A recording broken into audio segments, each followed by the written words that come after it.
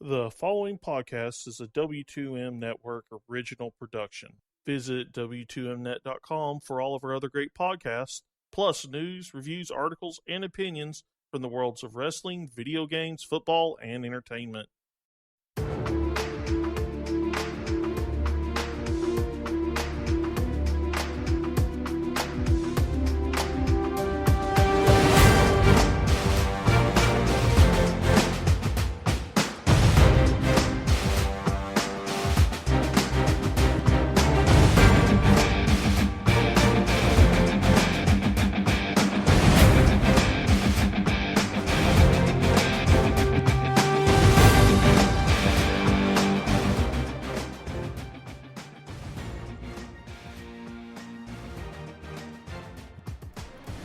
Welcome back to another edition of Fantasy Football to the Max. I am your host, Randy Isbell. With me as always, Mike Mitchell. And Mike, I hope you didn't have the entire Rams team on your fantasy. I honestly didn't have any Rams team on my fantasy, and that big zero sure looks a lot bigger now. Very big. Before we get into it and start breaking down the games, NFL on ESPN on Twitter just tweeted the greatest thing, showing all of the offensive drives for the St. Louis Rams and the results. Would you like me to go through that real quick? Yeah, let's do it real fast, but let's not spend too much time on it because the zero speaks for itself. Yes. Punt, punt, punt, interception, punt, punt, punt, punt, punt, punt, interception, punt, turnover on downs, end of game. That, ladies and gentlemen, are your Los Angeles Rams. That sounds like when I used to play Super Tecmo Bowl against the computer. Gotta love it. Hey, but at least our punter averaged 43 yards a punt. So if you have a punter category in your fantasy, there you go. There's your punter news of the week. But let's just do this game really quick. Gurley didn't have much of a game, but the offense was just terrible. I'm not worried in that aspect. You're not trading him away or dumping him or anything like that. Carlos Hyde had a great game, 88 yards, 2 touchdowns. But other than that, is there anybody else really rosterable on either of these teams? Well, I mean, you could take a look like a Jeremy Curley who had 11 targets. He had 7 catches for 61 yards. He didn't find the end zone, and that may end up being the case for a lot of 49ers with Gabbert at quarterback. But, Gabbert was all that they really needed him to be with the way that defense played tonight. It's one of those things. They're going to have to throw to somebody at some point. I can't imagine that they're going to find too many situations like this where they have a big lead and they're able to be a little bit more conservative. So keep an eye out. I'm still curious to see what kind of production a guy like Torrey Smith, who has talent that we're aware of and we know that he's capable. I still think he could have a little bit of sleeper potential, but for right now, Carlos Hyde is pretty much all that you can really say that you would want on your team. Yeah, absolutely. And when's the last time anyone's ever been able to say that a Chip Kelly-led team gave up no points? Maybe in college, but maybe. I don't know that that's happened in the NFL before. That was impressive, but it's also showing how bad that Rams offense is. Let's move on to the more exciting Monday Night Football game as the Steelers pulled away from the Redskins in the second quarter. It took a little while for your Steelers to get that offense rolling, but man, when it did, there was no stopping Ben Roethlisberger, DeAngelo Williams, or Antonio Brown. No, they started putting up numbers there in the second quarter, and the Redskins had some chances. They moved the ball pretty efficiently in the first half, but they just couldn't find the end zone, and they had to settle for field goals a couple times. And the key play of the game really was when Roethlisberger fumbled, and then the Redskins actually had that ball and then got stripped by Marquise Pouncey, and it went back to Roethlisberger. And then after that, they drove down the field and scored a touchdown. And they managed to continue to score touchdowns after that. And that literally was the turning point of the game where the Redskins had a chance to maybe go up 13-0. And instead, they were down 7-6 a few minutes later, and it just kind of avalanched on them from there. Yeah, as I said, DeAngelo Williams had a great day, 143 yards, on the ground. He is your leading rusher in the NFL, one of only 2 running backs to go over 100 yards. He also puts up 2 touchdowns. Just gross. Brown, 126 yards on 2 touchdowns. Obviously, that's why you drafted him in the first few. But you had brought up Eli Rogers on Thursday. He finds the end zone, catching 6 of the 7 targets for 59 yards. Do you think this is a legit performance or what? I mean, only 5 receivers for the Steelers even got targeted in this game. Well, I told everybody that Eli Rogers had supplanted Sammy Coates as the slot guy, and when you have a team that can put up 38 points, you have a quarterback who threw for 300 yards and 3 touchdowns on 37 attempts, the ball will go in the air with the Steelers. Yes, they like to run the ball, but their running game is effective enough to where they're going to find spaces in the passing game. And with Antonio Brown, you know that guy's going to get a lot of attention from a defense. So it opens it up. You had Wheaton miss the game due to injury. So now you've got Rodgers, who is stepping in that slot position. And for all those people out there who drafted Sammy Coates because they thought, he was going to be that guy, it's Eli Rogers right now, and he didn't do anything to lose that job. No, not at all. And for those that had tight ends that failed them, there was a lot of bad tight end performances in week 1. Jesse James doesn't put up a ton of fantasy numbers here, but does get 7 targets, completes 5 for 31 yards. Just, again, the ball's going in the air in Pittsburgh. They're going to put up a lot of points. And a tight end like Jesse James is not a bad one to stash on your roster. Yeah, absolutely. And he had half as many catches tonight as he had all of last season. So as long as James is going to be the starter there, then you could do worse. I mean, I personally would probably still look at those top 2 flights of tight ends. But if you're in a situation where you need a guy to come through in a pinch, for people who had Gronkowski, granted 31 yards isn't a great effort, but he did get some looks, and he got stopped at the 1 yard line a time or two. So, you were that close to getting a touchdown out of him. And it saved me a fantasy matchup because I was against Jesse James on Monday and needed him not to find the end zone. So I'm okay with that. The Washington Redskins, again, struggled to find the end zone. They do get in late with a Chris Thompson run. Kirk Cousins did not look terrible, though. 329 yards, does throw the 2 interceptions. Pretty late, just trying to get the ball downfield, kind of forcing throws. 3 different receivers find 10 or more targets, Jackson, Reed, and Crowder. Again, this Redskins passing game is potent. They're going to put up points. Again, the Steelers' defense held them in check as far as in the red zone, but inside the 20s, they were throwing it all over the place. The running game is non-existent. You can steal a touchdown with Matt Jones and Chris Thompson sometimes, and Thompson's not terrible as a receiving back. But if you want Washington Redskins, it's in the passing game. Absolutely, and the name to look at here, I think, when you bring up targets is Jamison Crowder had 10 targets. Pierre Garçon only had 6. I mean, we can expect Deshaun Jackson and Jordan Reed to get a lot of looks in that offense because they're the best players at their position. Jordan Reed is a top 5 tight end, I think. Deshaun Jackson is clearly the best receiver on the Redskins. But Jamison Crowder getting 4 more targets than Garçon kind of makes you wonder because I'm guessing a lot of people picked Garçon before they picked Crowder. Yeah, Crowder is definitely one of those to look at and possibly pick up. We'll talk about Keenan Allen later, but he's out for the year. Crowder, one of those waiver wire pickups you might be looking at if you lost somebody like an Allen. Yep, absolutely.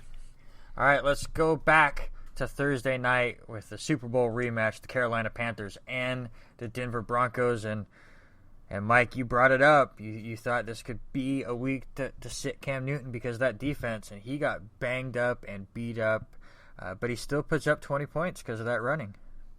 That's absolutely it. I mean, I did not like the matchup going in, and obviously you can't bench a Cam Newton in most cases because you probably didn't pick up Matthew Stafford or anybody for that matter. If you drafted Cam Newton, there's a good chance you're rolling with one quarterback.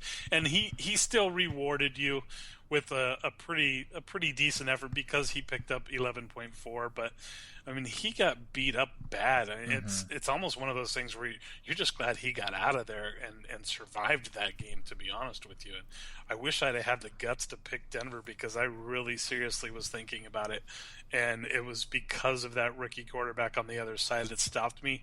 But it was a bad matchup, and it's a bad place to have to play. And Denver came through, and they got the job done. And to be honest, I know Simeon had the 2 picks, but he was 18 of 26 for 178. That's not bad.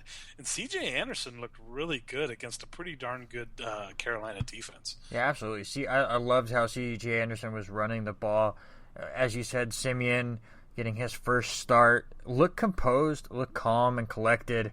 I thought it spoke volumes when the first passing attempt of the game was a wide receiver screen, and a defensive end came around the edge, and Simeon just pump faked and then threw a sidearm around him. Didn't freak out, didn't worry because it didn't go exactly as planned, and just kind of did his thing. I think that speaks volumes to how the receivers are going to be just fine in Denver. We'll see about Demaryius Thomas, and as he came out pretty banged up in that game.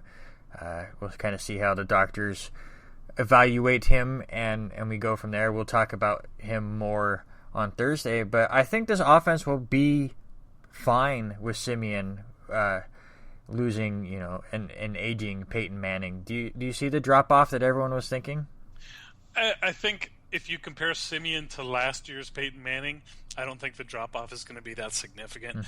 It's one of those offenses that I do want to sort of shy away just because I don't expect Simeon to be all that much better than what we saw from Peyton Manning last year. So it does give me a little pause for concern for a Sanders and a Thomas. But for those people who did take those guys, there is a little bit of upside in seeing that Simeon is capable of at least throws and not, like you said, losing his composure in pressure situations. I was mildly impressed by Simeon. I wasn't overwhelmed, but I was mildly impressed. And I was just going to say, that defense for Denver is as good as advertised. If you have a running back going into Denver, you might want to look somewhere else. Stewart puts up decent numbers, 64 yards, but they were hard-earned. And it never looked like Carolina got things going. But welcome back, Kelvin Benjamin. 91 yards on 6 receptions and a touchdown. You could tell Cam Newton was looking for him on every third down big play. If you were in a league that a lot of the other owners shied away from him and you were able to pick him up a bit later on in your draft, you got the steal of a century, because that is a number 1 wide receiver right there. Absolutely. I mean, his size alone and his jumping ability just makes him a complete red zone threat, a big guy for, those certain long situations where you need a play from a guy. And it's like you said, I mean, he had 12 targets. He is definitely the go-to guy in Carolina as long as he can stay healthy, and he looked every bit as good as he did a couple years ago in his first game back. Something to take note of and to see kind of how things go.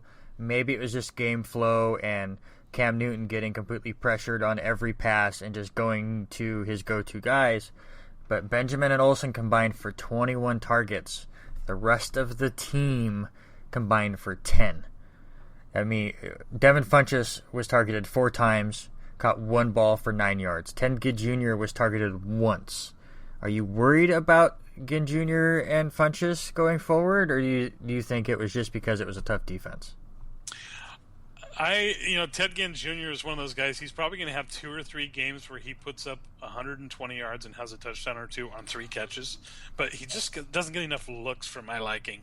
And Funchess, I think Funchess could benefit down the road here as defenses realize that Kelvin Benjamin is legit and he's back.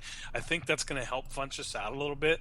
But as of right this moment, I think Benjamin and Olsen are the only 2 guys in that receiving core that you can consider starting. Yeah, absolutely.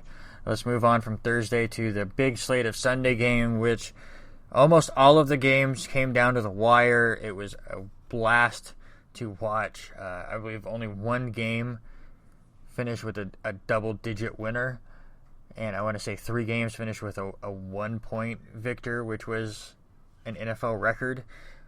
So a great Sunday. And we start with the Cincinnati Bengals beating the New York Jets, who as far as my knowledge, still have not released Nick Folk, which I'm just waiting for. What an awful performance. Bitter Jets fan right here. Let's start on the Jets side of the ball. Matt Forte, what a performance. As the season was nearing, I was one who started to worry about a 50-50 with him and Bilal Powell. Definitely not the case here against Cincinnati. He gets 22 carries to Powell's 4. He rushes for 96 yards. He also leads the team with 59 receiving yards. Doesn't find the end zone, but I think it's needless to say you'll take 155 yards at any point from any running back.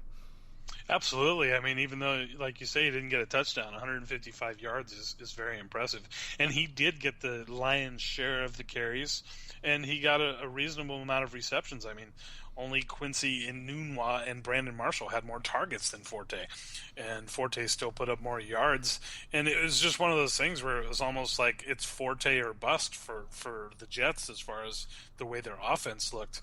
I am kind of happy to see Forte get this much volume because I did take a flyer on Bilal Powell late in the draft, so maybe he'll wear out a little bit quicker. But all my personal issues aside, I think Matt Forte was certainly a guy that you're going to love to have right now, considering that there was a little bit of question about how much action Powell would get.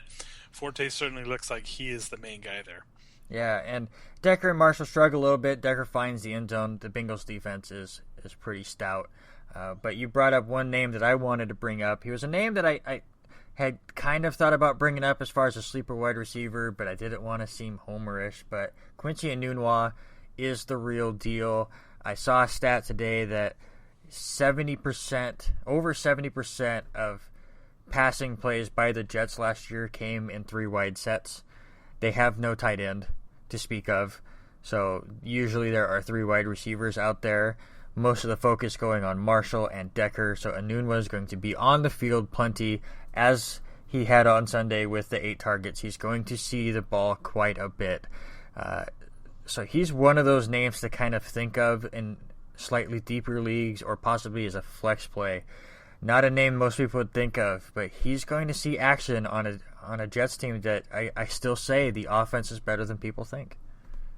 Yeah, and with a Brandon Marshall and Eric Decker there, that's one of the best tandems in the NFL for receivers. So obviously those guys are going to take away the best and most talented corners from any defense, which if you've got a talented slot guy or a third receiver, that guy's going to have opportunities to run against third, fourth best cornerbacks on the other side.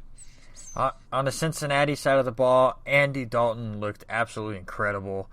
He was having a great season last year before he got hurt. Just right back where he left off, 366 yards, just the 1 touchdown to A.J. Green, who also was ridiculous. Any worry on the run game, however, or are you just putting that up to a good Jets rush defense? Well, the Jets have one of the best defensive lines in the league. I mean, that's a really tough team to run on. I would have kind of liked to see the Bengals give a little bit more of a commitment to the running game. They only ran the ball 19 times. The Jets, conversely, ran it 30 times. So I think Jeremy Hill only got 9 carries. Giovanni Bernard had 5. So your 2 best running backs only had 14 total carries. I think they may have been able to find a better commitment there. However, I really believe that A.J. Green had 12 catches for 180 yards and a touchdown. The bottom line here was Cincinnati knew they could throw and leaned on the passing game a lot more because the running game was bottled up. Yeah, they definitely leaned on the passing game because, as a Jets fan, I hate to say it, I hate to admit it, but Revis Island is officially closed. I don't know if it's completely closed, but it might be close to that very top tier of wide receivers. But that's what Revis Island was. I mean, he could take your top guy and completely shut him down by himself. If you go back and watch the deep touchdown to A.J. Green, he completely burns Revis, and the safety just completely ignores him, going, Revis has him, he's fine. And he kept looking downfield and completely ignored him, and he got completely burnt, and it was awful. And I hate to say it, Revis is still a good cornerback. Shutdown corner can now be taken off of his title. Yeah, well, maybe he's Revis Gilligan's Island now, but at least you know he's going to be. We got to give him a little bit of the benefit of the doubt. It was only week 1, so it kind of remains to be seen. But that's a tough draw to draw AJ Green in week 1. And No, I agree. the other thing is too is who else were they going to throw it to? I mean, that was my argument that I had with you. Is I think AJ Green's going to put up great numbers because there isn't anybody else there, and Brandon LaFell had 4 targets, caught all 4, which is amazing for Brandon LaFell because Yes. I'm down on his hands. But he had 91 yards. He averaged 22.8 yards per catch, which is great. I still am not sold on LaFell. I feel like this was a little bit of an anomaly, but it pushes a guy like Tyler Boyd, who only had 2 catches for 24 yards. It could push him out of the first 2, and LaFell may end up starting, but I just keep waiting for those hands of stone LaFell. He had a guy like Brady throwing to him last year and couldn't catch the ball. So I'm still not sold, but a pretty effective 4 for 91 for LaFell if you do have him on your roster. So who would you have the rest of the year, LaFell or Boyd? It's for me, I feel like Boyd has a higher ceiling than LaFell does, but right now he also has a lower floor, obviously, after week 1 and only getting 3 targets, but LaFell only had 4 targets. I don't know if I want any of those guys. I just want AJ Green. To be honest, I don't even know if I like any of those other guys. Okay, so that almost answers my question. I was going to ask you, would you rather have LaFell, Boyd, or Quincy Enunwa? Probably Enunwa at this Yeah. point, just because I feel like he's got more potential. I agree. I think he's going to be solid there. I think it's turning into a bit of a 3-headed monster, which is weird to say for a Jets offense to have 3 solid receivers. Right, and that's not to say that we can't go back in a few weeks and maybe Cincinnati figures out a way to spread. Oh yeah, listen, that's the toughest thing to do on the Monday after week 1 is trying not to overreact to one game. Absolutely. So don't go into the ad drops and drop somebody just because they had one bad week. You know, AJ Green had 13 of the 30 targets. That's going to balance out a little bit more at some point, but Yep. AJ Green is still the go-to guy there. Let's go to Green Bay and Jacksonville. The receivers did exactly kind of what we thought they were going to on both teams. Again, welcome back Jordy Nelson with his 6 receptions for a touchdown, just 32 yards, but for his first game back after missing all of last season. That was great. Hearns and Robinson were what you expected. Julius Thomas got a bunch of looks too. But the thing I really want to focus on this game was Chris Ivory, who was a late scratch, was sent to the hospital. The team, as far as I know, haven't really given out too much information about it. They said he's supposed to be released in a couple days, and they will come out with a better report at that point. So just hopefully he feels better. TJ Yeldon, not that great as the full-time back, less than 2 yards a carry. Does find the end zone. That Packers defense is pretty good, but TJ Yeldon didn't do anything for me to say that he would take Ivory's job when he returns. No, I mean, they were talking about splitting carries going in. 21 carries for 39 yards is not what you're looking for from your starting running back. I think this was the worst-case scenario for Yeldon. I think maybe he wasn't conditioned well enough or whatever the case may be. A 21 for 39 is just not going to get it done. And even though he may have given you some decent fantasy numbers overall, he did have 30 yards receiving, and he was second on the team in targets.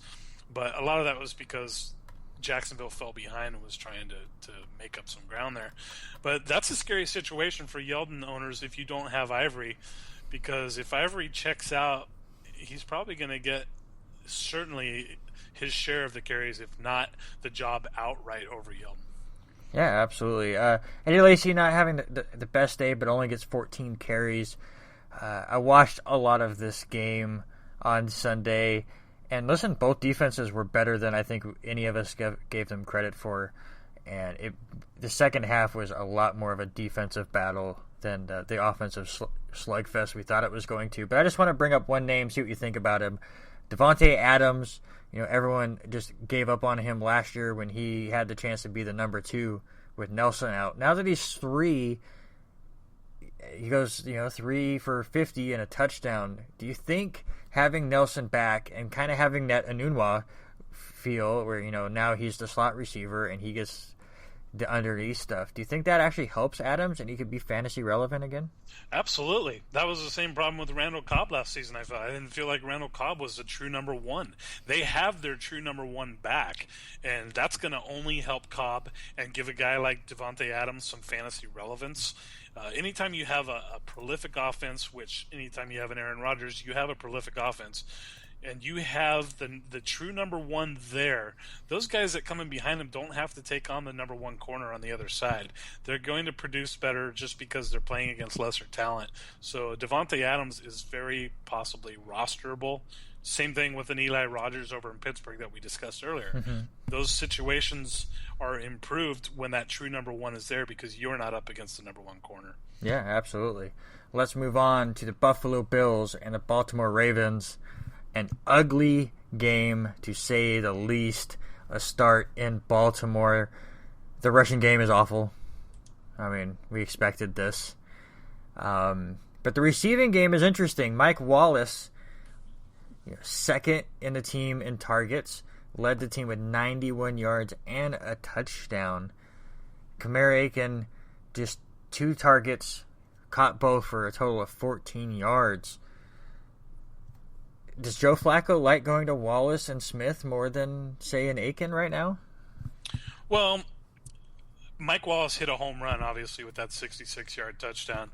You take that away, he only had 25 yards outside of that. Granted, you can't take that away, and that's a 12.5-point play for a fantasy team. And that's what Mike Wallace has kind of become. But, Flacco likes to hit those passes from time to time. I think Flacco gets a lot of flack, for lack of a better term, just because he makes some decisions that people don't really like, but he has a decent deep ball and he can make some big plays on that offense when he's healthy and when he's got receivers. But what was interesting to me outside of the Wallace and Kamara Aiken comparison there was Steve Smith still got 9 targets. He still was 3 targets ahead of second place Mike Wallace, but he was only had 19 yards. He averaged 3.8 yards a catch. 5 for 19. He's getting the looks, but I'm a little bit concerned about the production there. And, if you're going to get the looks, I imagine that production is going to go up at some point. So it'll be kind of interesting to see. But after that game, yeah, it'd be tough to take Aiken over Wallace after the first week.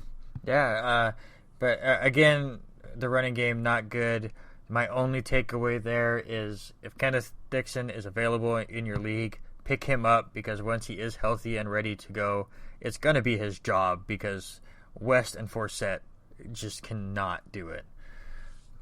Yeah, Forsett averaged 4 yards a carry, which that's decent, but I think that we've been over this several times, and I've kept telling people just don't even worry about Baltimore's running game, because if you commit to one of these guys in your draft, then you're committed to like 3 or 4 of them. And even if Dixon comes back, we still don't know for sure.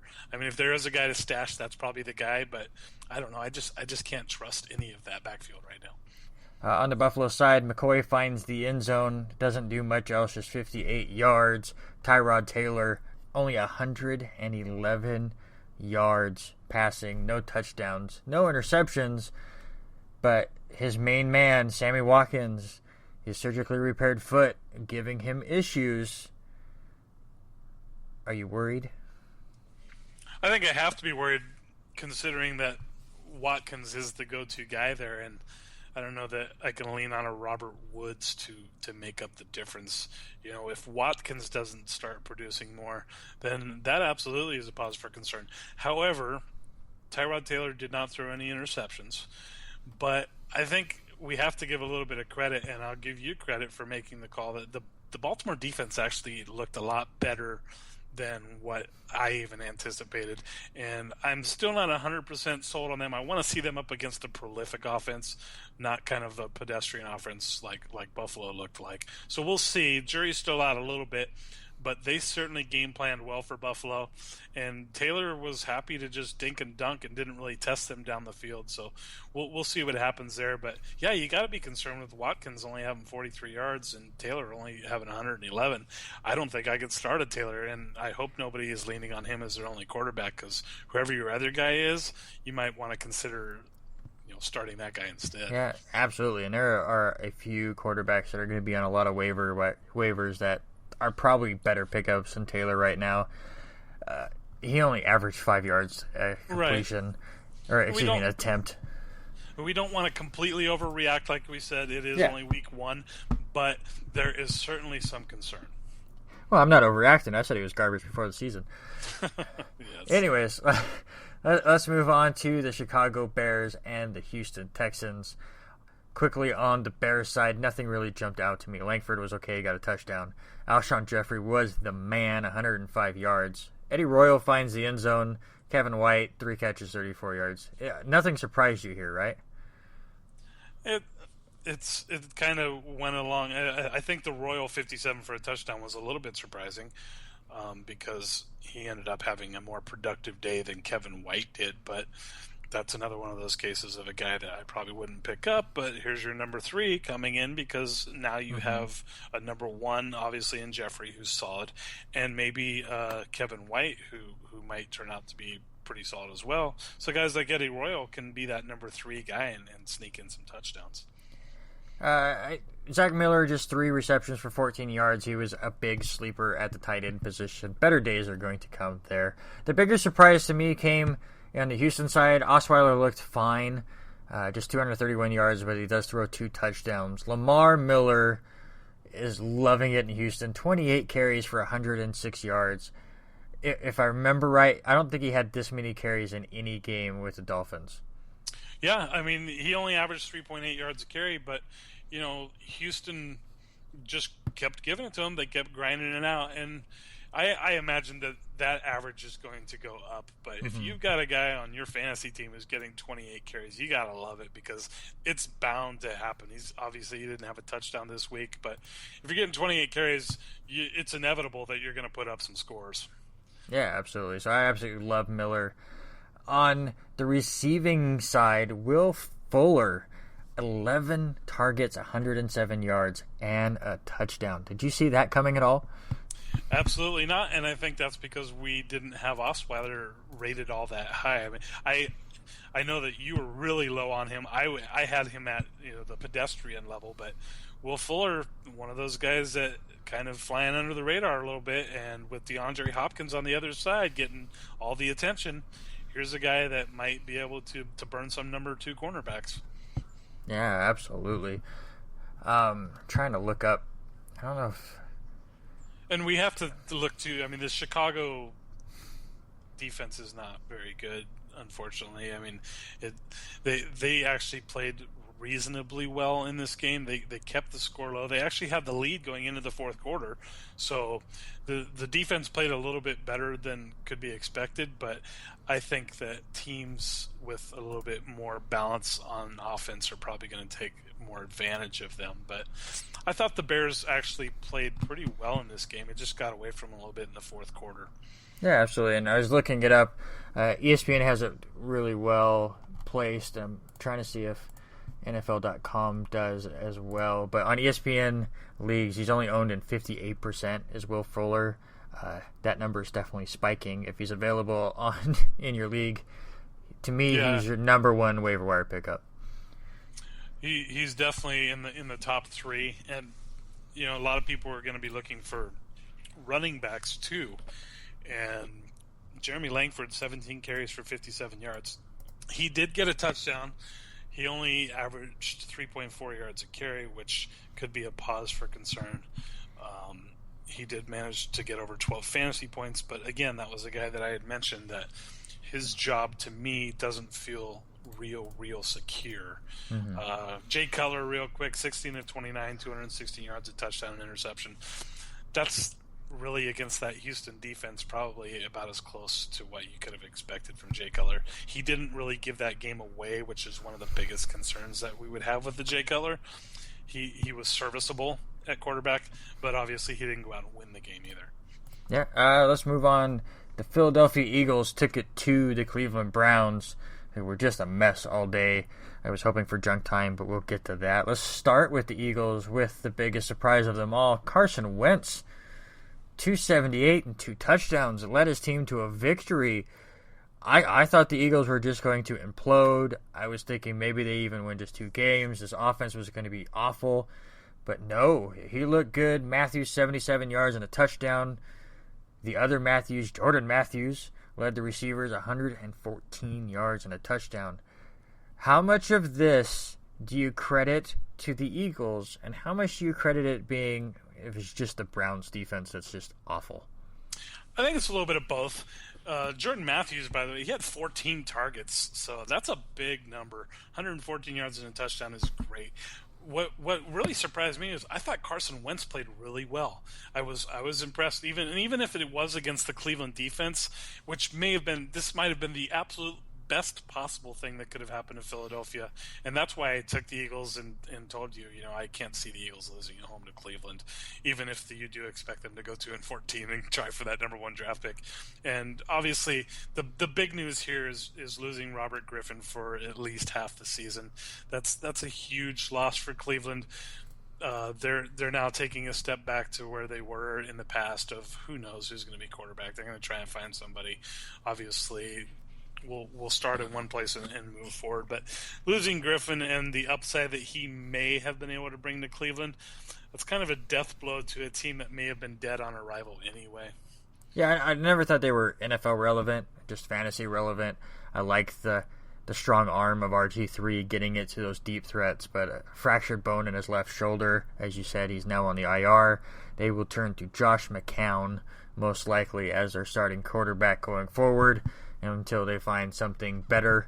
But actually, that brings up an interesting point. McCown played last year and absolutely fell in love with Gary Barnidge, who was a no-show in this game.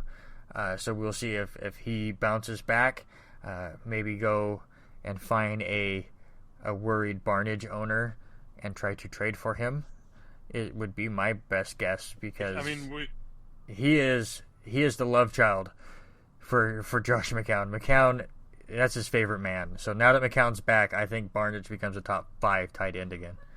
That's absolutely possible, and it kind of when you just put that in a microcosm and just think Gary Barnidge had no catches yesterday, no targets, but then you have all the numbers he put up last season with McCown. It just goes to show you the difference in what a McCown is looking for and looking at on the defensive side versus what Robert Griffin is looking for and looking at. Griffin wants to make the big play. He's looking down the field.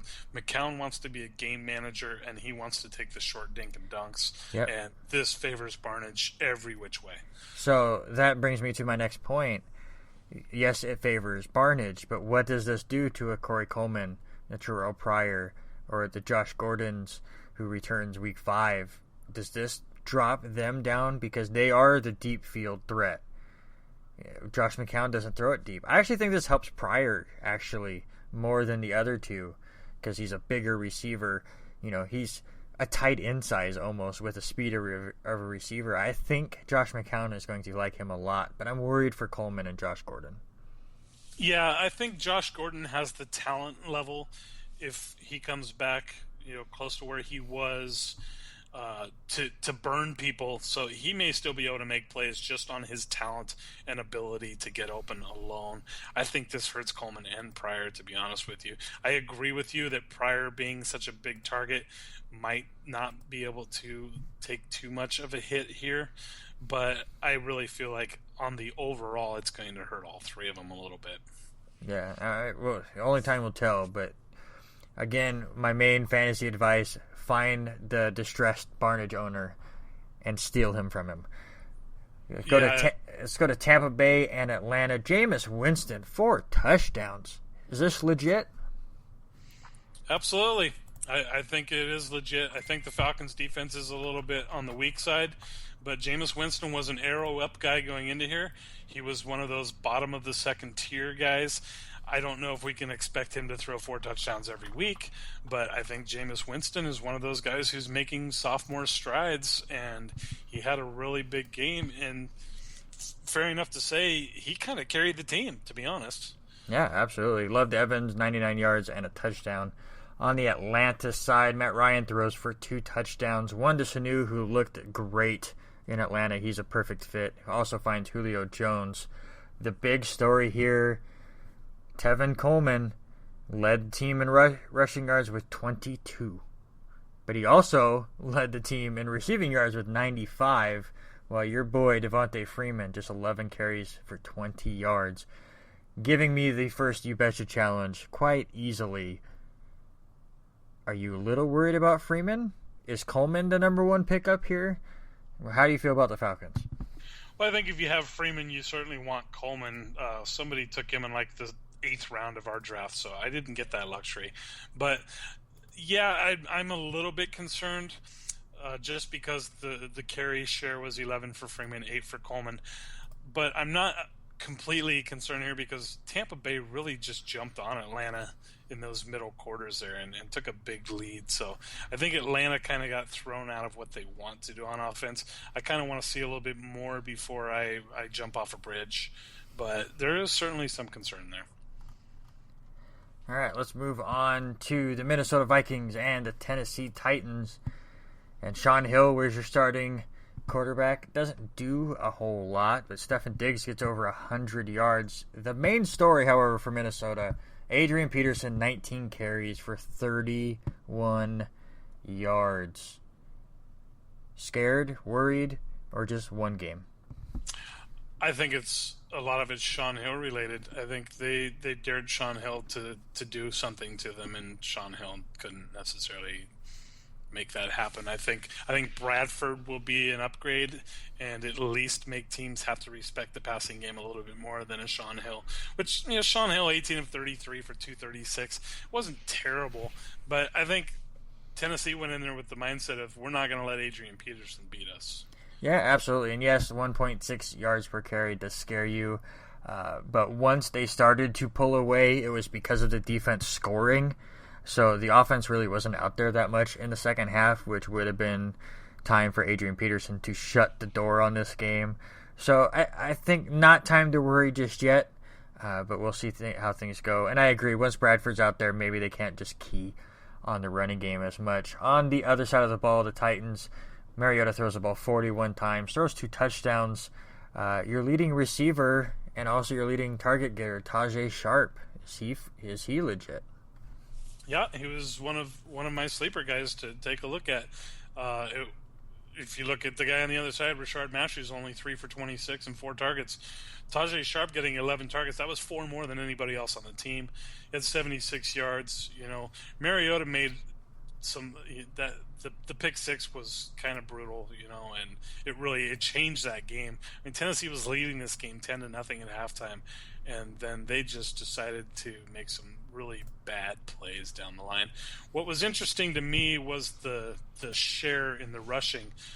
DeMarco Murray had 13 carries. Derrick Henry only had 5 for 3 yards, less than a yard per carry.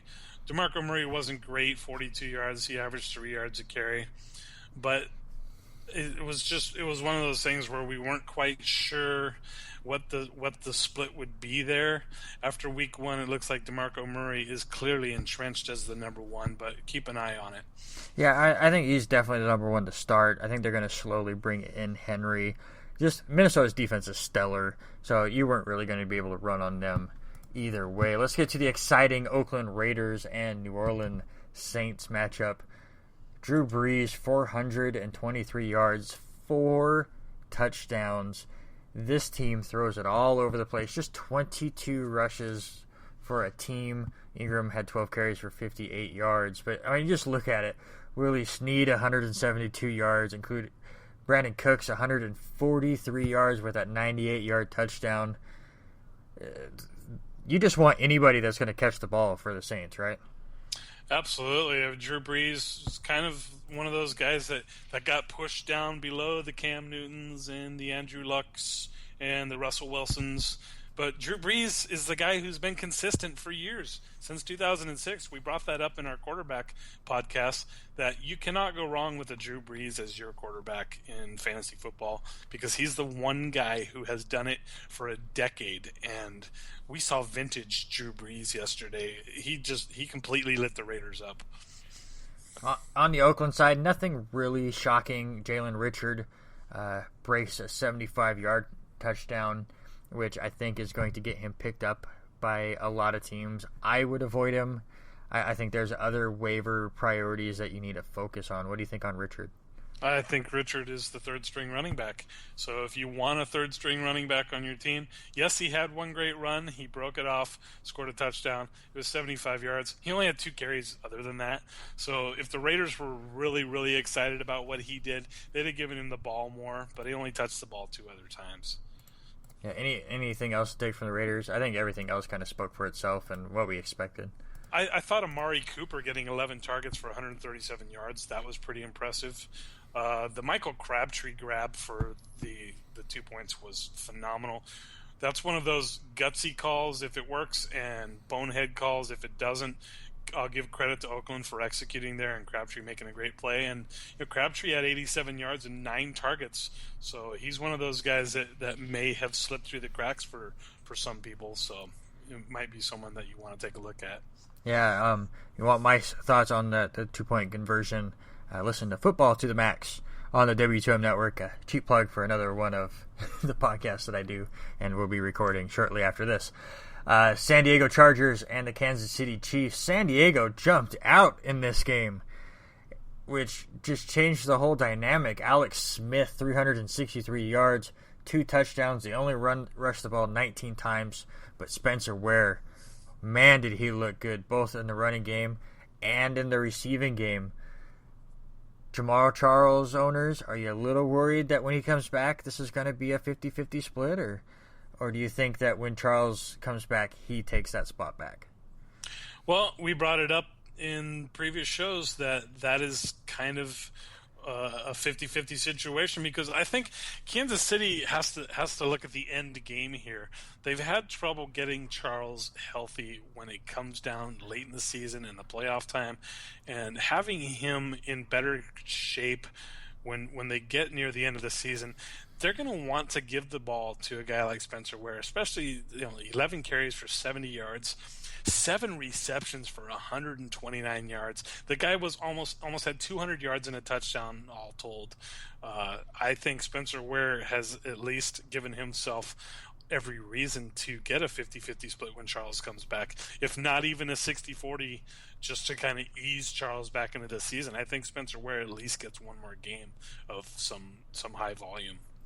Yeah, on the San Diego side, Phillip Rivers looks fine. Melvin Gordon, welcome to the end zone, not once, but twice. So he's about to overdo our projection after one game. Yeah, if you picked Melvin Gordon, you got to be happy with 57 yards and 2 touchdowns. And the funny thing here is Danny Woodhead actually had more carries. He had 16. Gordon only had 14. But Gordon got the ball when it was time to punch it in. A guy that kind of got a lot of looks on San Diego, and with Keenan Allen getting hurt, Travis Benjamin led the team in targets. He only had 32 yards, but look for Travis Benjamin to get a lot more targets, because Keenan Allen is done for the year, unfortunately, for San Diego. And this was a brutal loss for the Chargers. You lose a game, you coughed it up, really. They completely coughed this game up. And then on top of it, you lose your number 1 wide receiver. Yeah, the curse of the Chargers wide receivers continues from last year. I agree. Benjamin is one to look at. Also, Tyrell Williams, who had 2 big catches, again, could get some extra work there as well. The one thing I want to bring up about the running game in San Diego that I noticed in this game is most of Gordon's work came in the first half when they were ahead in this game. Once the game became competitive, it was all Danny Woodhead. So that's something to kind of keep your eye on. If it continues to be when it's early and close, they use Gordon to pound away, and then they use Woodhead later. just because I don't think San Diego is going to be that competitive in a lot of games. Their first half completely surprised me on Sunday. So if you think that they're going to get blown out, I would say that's more of a Woodhead day than a Gordon day. Do you agree or disagree? Yeah, I think that seems to be the likelihood, and that was one of the reasons why we were a little bit down on Melvin Gordon, not just because he couldn't find the end zone last season, but because Danny Woodhead is going to fit more situations that we expect San Diego to be in, which is to try and play from behind. All right, the Miami Dolphins and the Seattle Seahawks. Arian Foster looked great for the little bit that he was out there, especially against a tough Seattle defense. Just 2.9 yards per carry, but he was much bigger in the receiving game, which I think that's what he would rather do. You get him out in the open space. Landry led the team with 10 targets, which not that surprising, but that offense is anemic and awful. Big news for the Seattle Seahawks is Russell Wilson gets his ankle stepped on by Ndamukong Suh. Played okay from there. But for a team that we all thought were just going to blow away the Dolphins at home, the offense looked rough until that final drive. Yeah, they looked. There's a lot of concern there. I think if you're owning some of these guys on the Seahawks, I think Doug Baldwin still put up some really good numbers at 92 yards and a touchdown, and he led the team with 11 targets, which was 3 more than Tyler Lockett, who was very quiet. We didn't see hardly any of Tyler Lockett.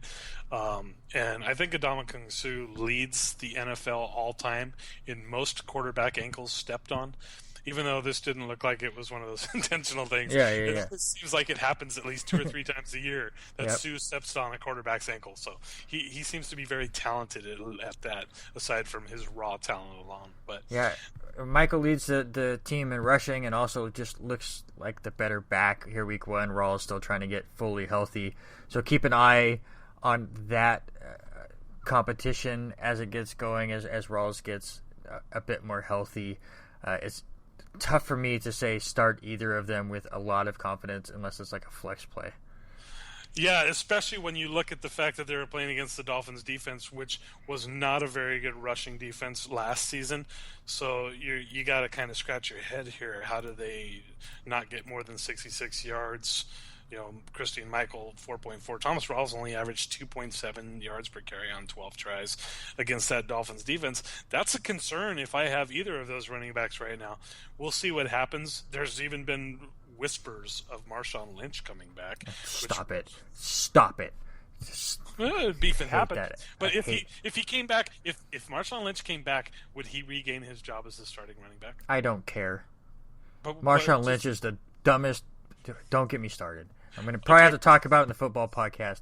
Just hypothetical. Would he get his job back? Not on my team. I'm talking in the NFL. I would put him as a vendor.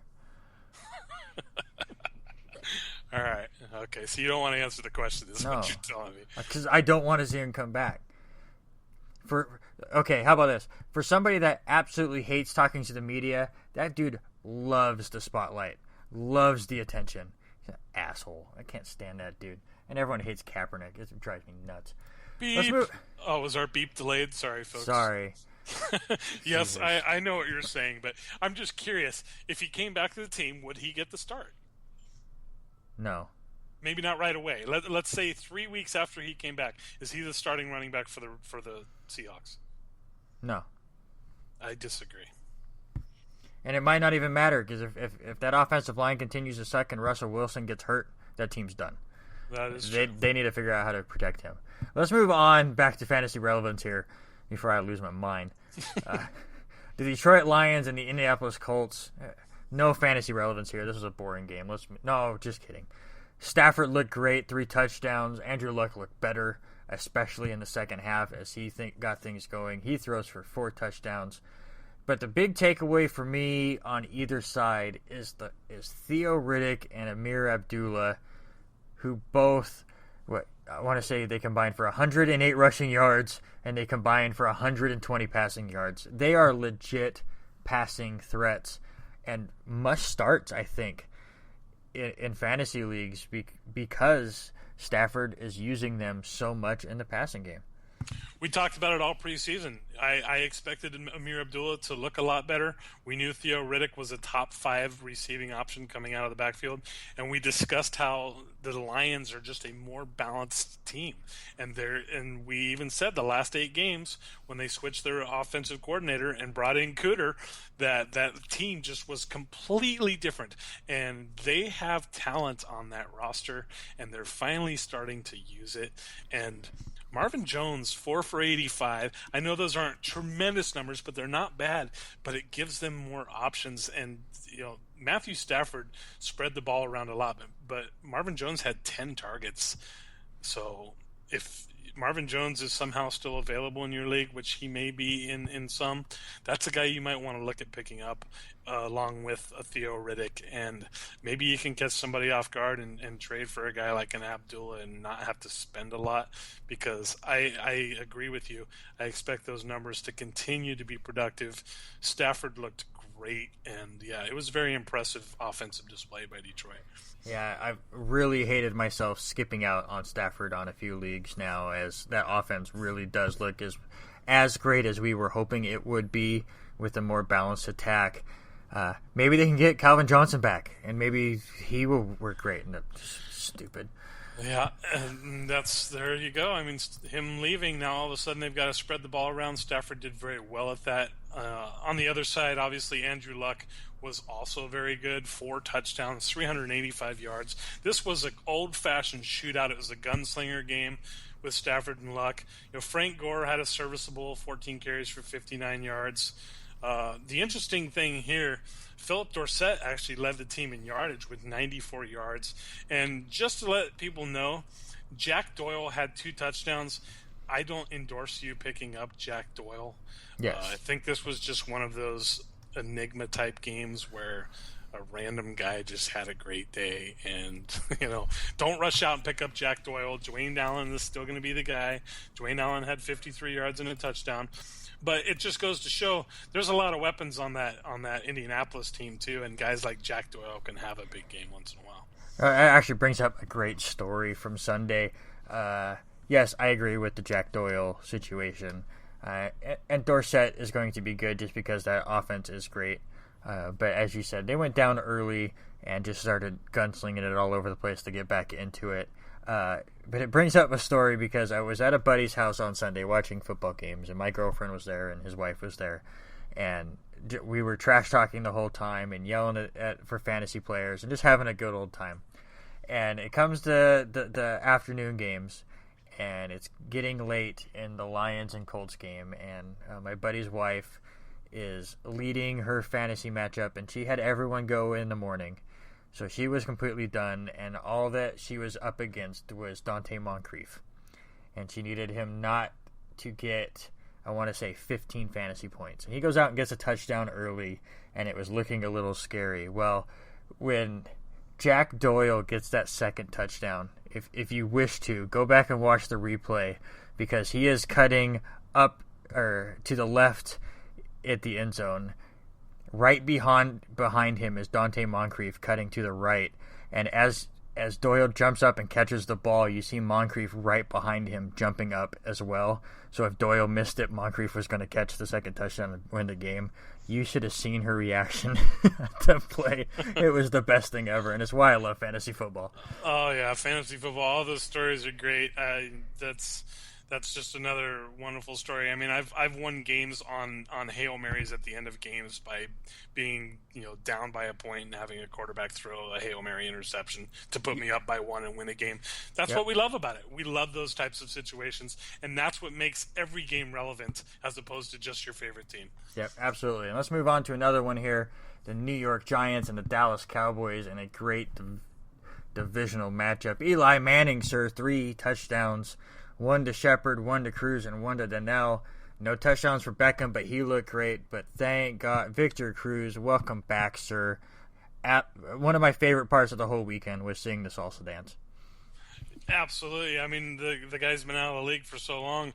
I forgot what a salsa dance looked like, but it was good to see him come back.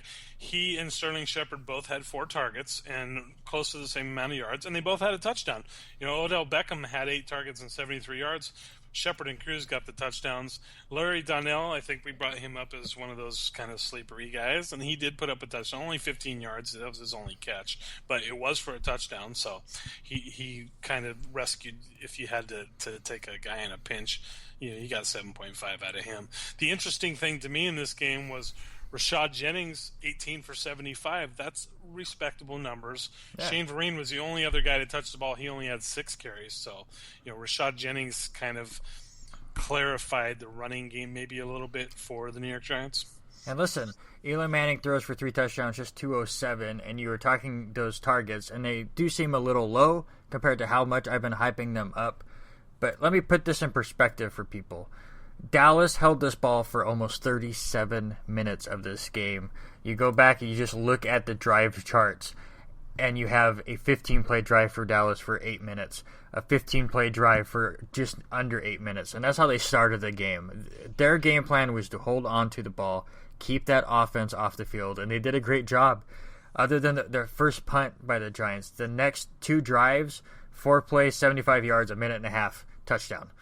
And then next one was under 4 minutes and another touchdown. Once they got into that groove, they were tough to stop. So I think once they get on the field a bit more, you're going to see these numbers climb. I think the Giants' offense is legit. Defense is still a little suspect to me, but they do take care of business. Dak Prescott looked fine. I'm still not starting him in fantasy. Ezekiel Elliott took a little bit to get going.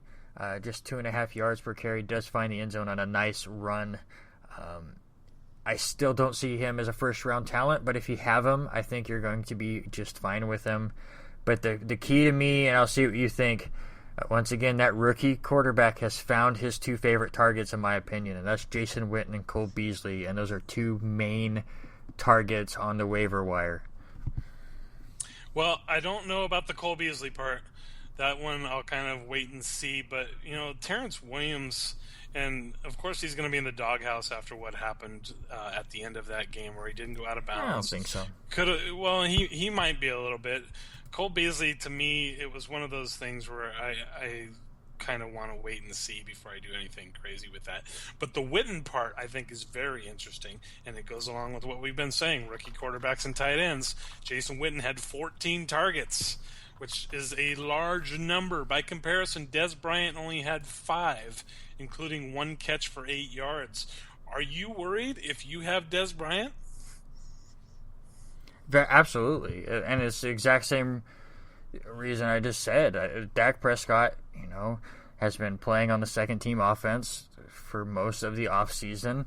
I'm sure he practiced a lot with Cole Beasley, and they created a connection that has now come to the first string. So absolutely, if I'm a Dez Bryant owner, I'm very, very nervous. Yeah, I have to agree with you. I thought Dallas did exactly what they wanted to do in this game, which was ball control offense, run the ball 30 times. Prescott actually had 45 attempts. Part of that was because they kind of had to throw the ball a little bit more in the second half. But, I thought that Dallas, minus the Ezekiel Elliott only averaging 2.5 yards, this was pretty much the prototype game for them to be competitive without Romo, which is to just control the ball as much as they can, hope that their defense can keep them in the game, which I thought the defense actually was better than we might have expected. And we'll kind of see what happens. But Alfred Morris, 7 carries for 35 yards. He looked better out of the 2 backs, but he was out-carried by almost 3-1. Mm-hmm. So we'll have to wait and see what goes on there. But, right now the biggest thing to me, the biggest takeaway from this game is Jason Witten on the Cowboys side. Yeah. Let's move on to the final game here, the Sunday Night Football game, where the New England Patriots showed that Tom Brady is the least important player in the NFL and took over this game, beating the Arizona Cardinals on the road. Yes, there was a missed field goal at the end, and Arizona had a chance to win. But Garoppolo looked good, and especially without Gronk, who was scratched after our podcast. Edelman looked good. He looked for Chris Hogan quite a bit. James White out of the backfield was what you expected. Blount was the rushing running back, and James White was the receiving running back, and they used both to success. And I think, other than Chris Hogan, who might now be a pickup, nobody else really surprised me as far as their roles as much as Garoppolo did, being very efficient as the quarterback. Yeah, absolutely. I mean, I really feel like New England just rode LeGarrette Blount for his 3.2 yards a carry. He had 22 carries, and LeGarrette Blount is hard to tackle. I personally cannot stand the guy because of what he did with the Steelers and quitting on the team and then going to the Patriots the same season. So I disdain him greatly, but that doesn't take away from the fact that he is not fun to tackle. And he's still got his touchdown. If they're down inside the 2, unless Brady's there to take a quarterback sneak, Blount's getting the ball. And he had serviceable numbers for them.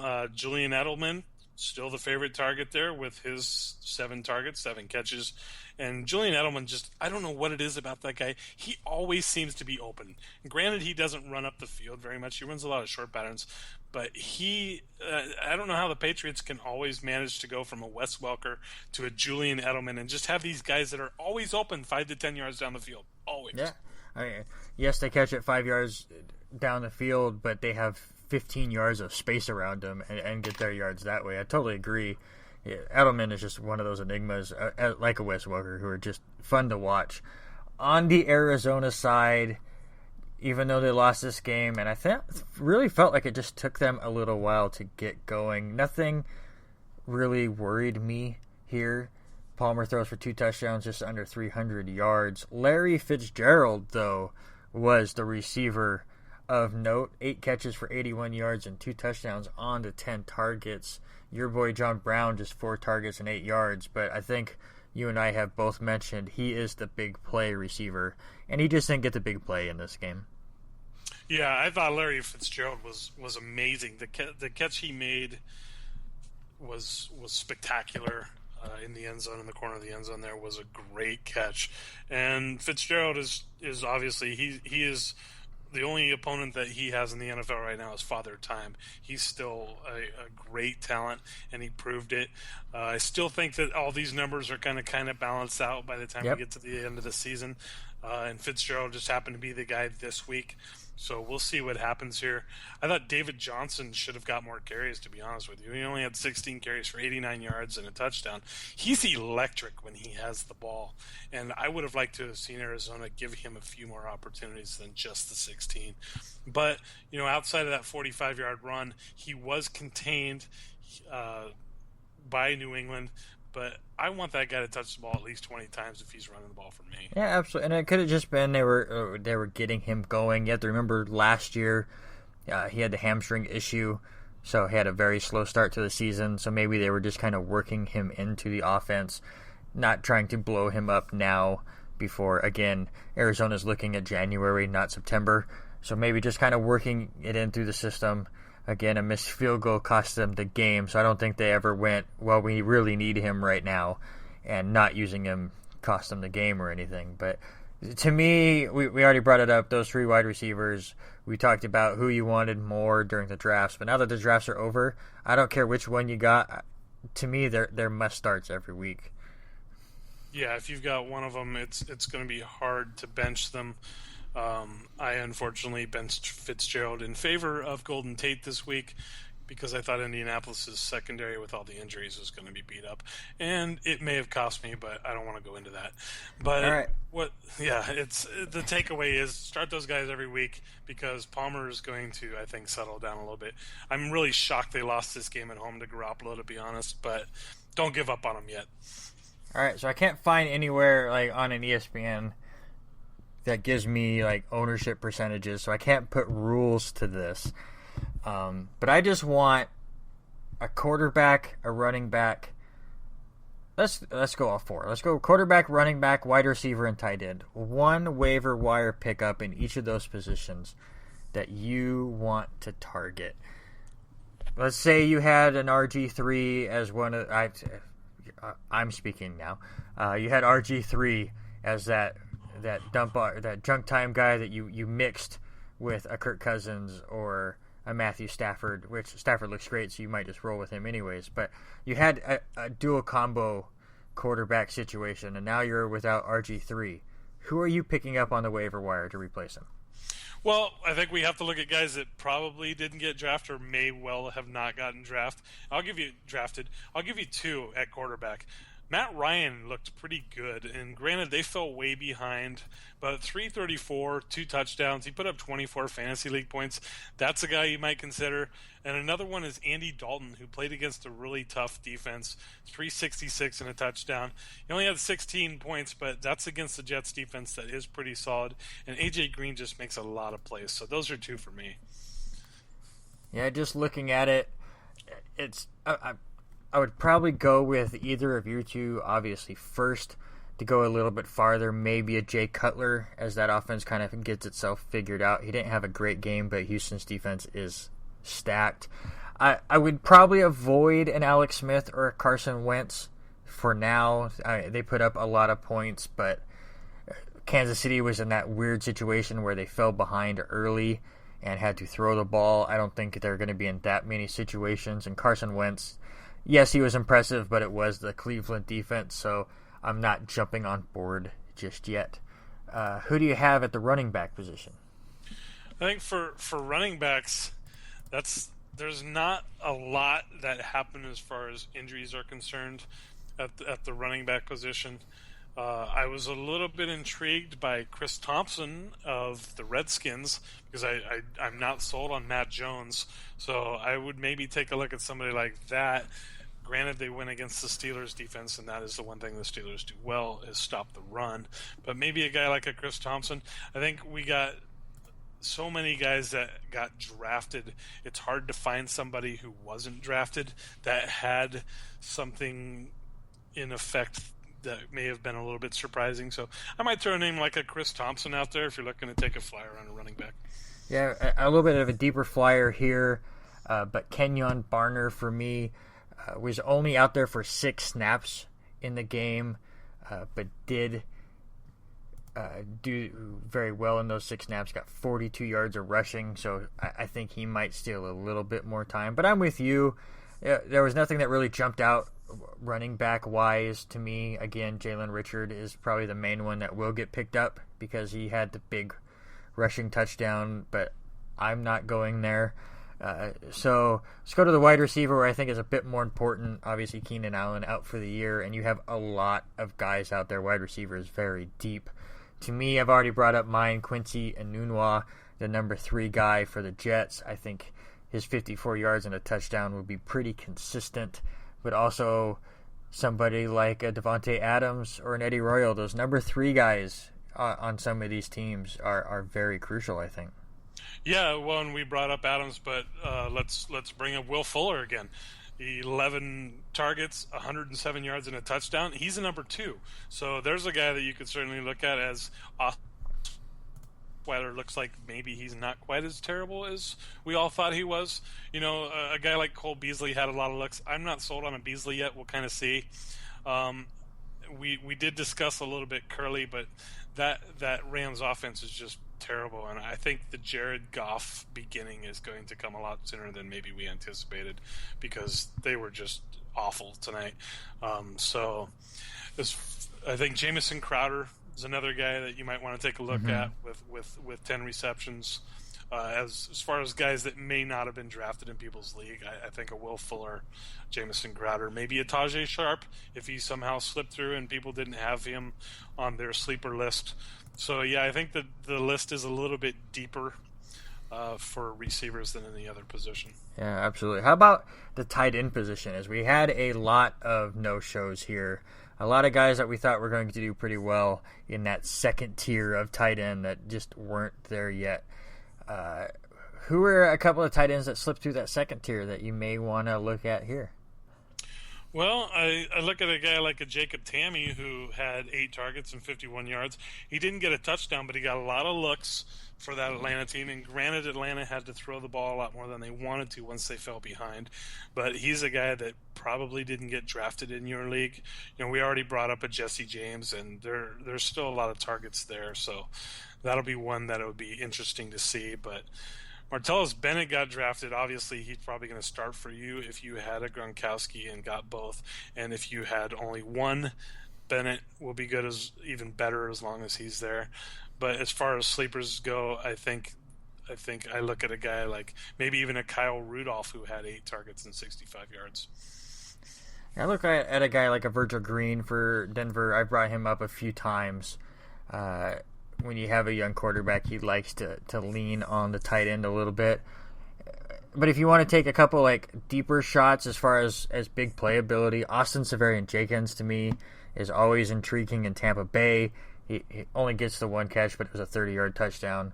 And Larry Donnell, if he somehow is still out there in your league, that is not somebody to pass up. I think that offense is very potent, and again, just the one catch, but it was a touchdown.